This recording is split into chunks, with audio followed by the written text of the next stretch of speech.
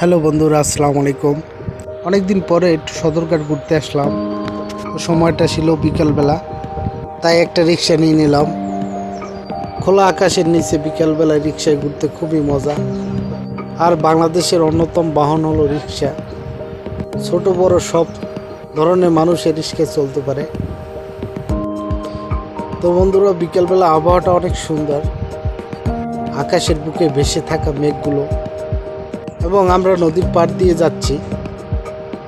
সেখান থেকে আকাশের বর্ণটা এত সুন্দর, মেঘলা মেঘলা রোদ, পরন্ত বিকেলের সময় চারপাশে অনেকগুলো লঞ্চ ঘাটে বাঁধা আছে।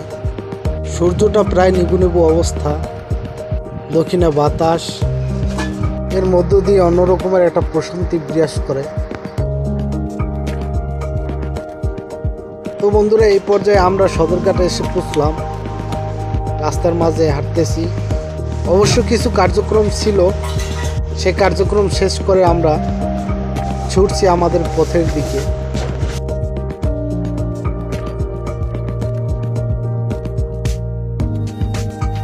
কোলাহলপূর্ণ এলাকা, আভিজাত্যে ভরা সদরঘাট। কত শত শত প্রজন্ম পাড়ি দিয়েছে এই পথ থেকে, আর এই জায়গা থেকে আজকে আমরা।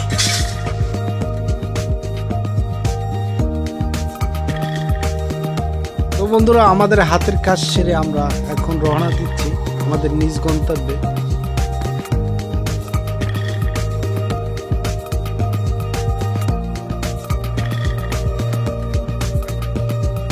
অবশেষে আমরা পেয়ে গেলাম একটা মালবড় গাড়ি। জনবহুল এলাকার ভিতর থেকে ছোট একটা সরু রাস্তা দিয়ে ছুটে চড়ছে আমাদের মালবড় গাড়ি। এই গাড়িটার বিশেষত্ব হলো, এই গাড়িগুলো এক প্রকার অনেক ভারী।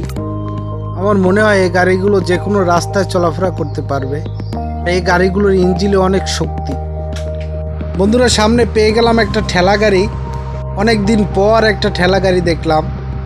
এই শহরে যে এরকমের ঠেলা গাড়ি এখনও বিদ্যমান, সেটা এই প্রথম আমার চোখে পড়ল।